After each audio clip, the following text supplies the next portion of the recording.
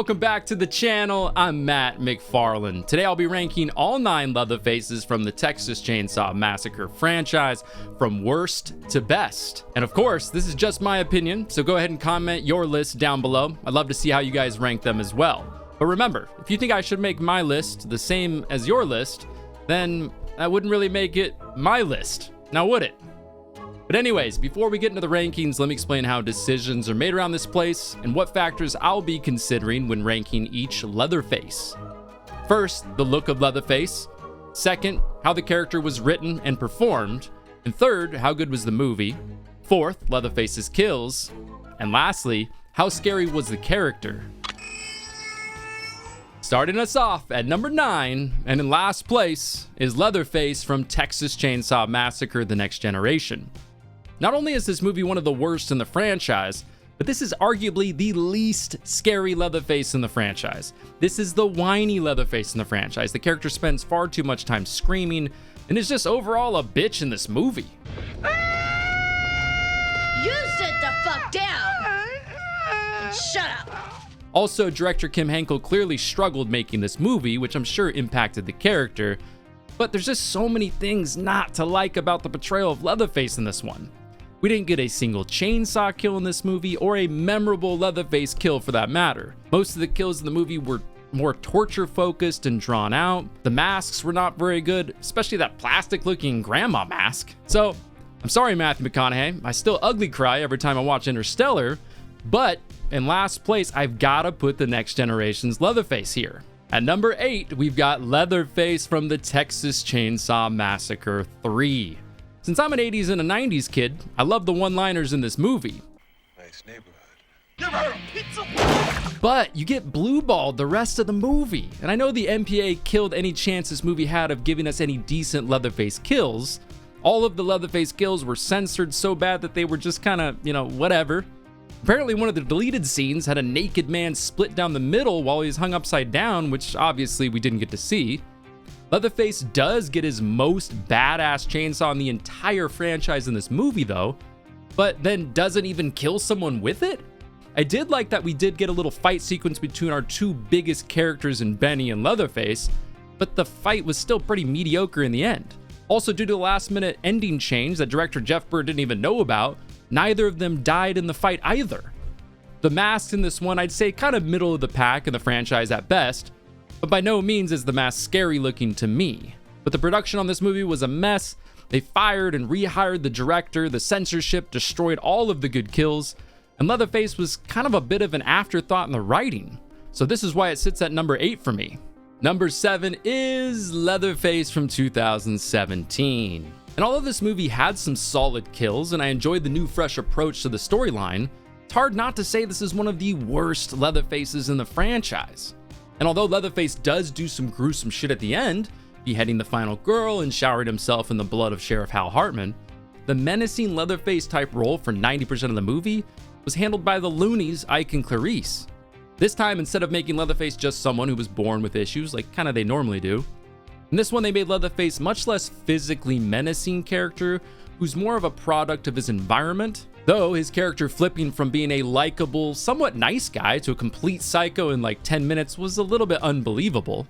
Also, I'd be hard-pressed to find too many people intimidated by Sam Strike, the small actor who played the character, nor would I find anyone particularly scared of the Leatherface bondage leather strap mask in this one. Overall, the movie was okay to me, kind of middle of the road in the franchise. However, I'd put the Leatherface in this one farther back than that. At number 6 is the Texas Chainsaw Massacre 2. Now, I know a lot of people are a fan of this movie, as am I. It's an entertaining movie with some of the best characters in the franchise. But I will say though, this isn't my favorite portrayal of Leatherface. Between creaming his pants, his weird little shaky moves that he does, and his goofiness, there's nothing really particularly scary or iconic about this Leatherface. Although it's not one of my favorite Leatherfaces, his character does fit well into this movie. And I think his mask does too. It's not the worst mask in the franchise. It does look hillbilly and kind of goofy, but by no means is it scary looking to me. So Leatherface from the Texas Chainsaw Massacre 2 sits at number 6. Number 5 is Leatherface from Texas Chainsaw 3D. Texas Chainsaw 3D. We get our first version of this kind of older Leatherface in this one, supposed to be somewhere around like 70-ish. So in this movie, essentially Leatherface has been hiding in Verna Sawyer's basement for some 40-odd years after the rest of the family was killed following the events of the original movie. And despite the awful digital effects in this movie, there is some good gore. Leatherface cuts someone in half, uses his meat hook, cuts the mayor's hands off, which makes him fall into a meat grinder. And overall, Leatherface had some decent kills in this one. However, I wasn't a big fan of making Leatherface the hero in the movie. So why are we supposed to hate the Hartman family more than the Sawyers? Because the Hartmans killed this lovely family of cannibalistic murderers? I don't get it. But I did think Dan Yeager did a good job playing the character, and you can tell from the behind the scenes interviews that he was incredibly humbled and excited to play the role. But I thought Leatherface in Texas Chainsaw 3D was just good, not great, and that's why it sits at number 5 for me. Number 4.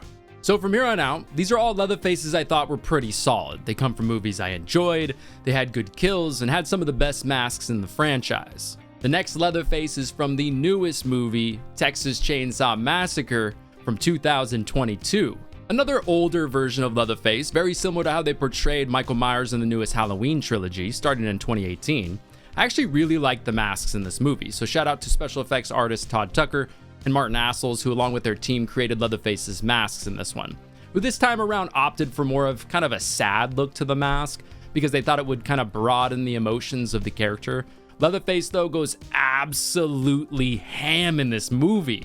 I mean, you've got the bus scene where he's slaughtering people left and right, tossing limbs to the side, all capped off with cutting the woman in the bank in half as she's climbing out of the window.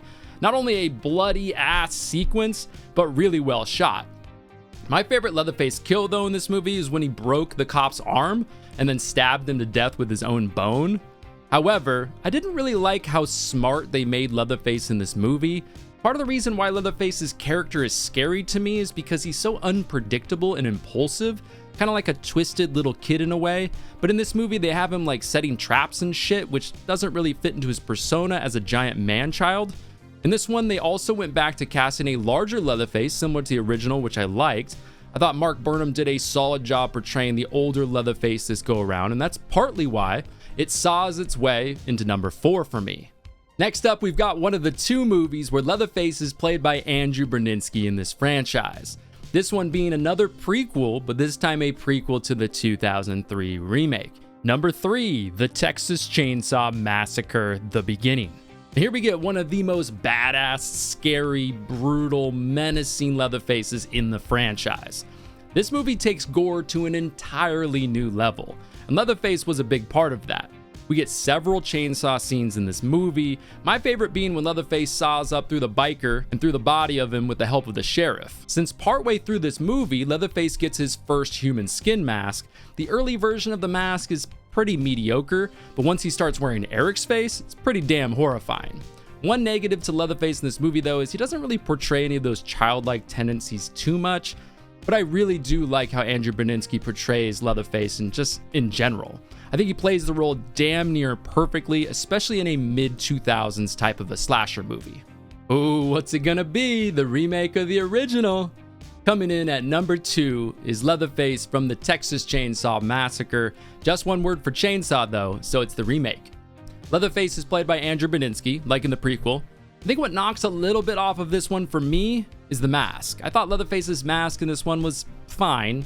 Not great, but just kind of fine. A little bit unrealistic looking. I do though really enjoy this movie. I'm a sucker for early 2000s slashers. You can go ahead and see how much in my video where I rank all of the movies in the franchise, which I'll link for you here. I think this movie overall has just about everything I would want in a Texas Chainsaw movie. In my opinion, we've got the best characters in the franchise, the best final girl in Jessica Biel, who mostly makes smart decisions. She fights back even to the point that she even cuts Leatherface's damn arm off at the end. And I really enjoy this more menacing Leatherface who doesn't give a shit and is just a buzzsaw taking out everything in his way. We also get to see Leatherface without his mask in this one for the first time, which is interesting. I think this is one of the scariest Leatherfaces in the franchise by a mile.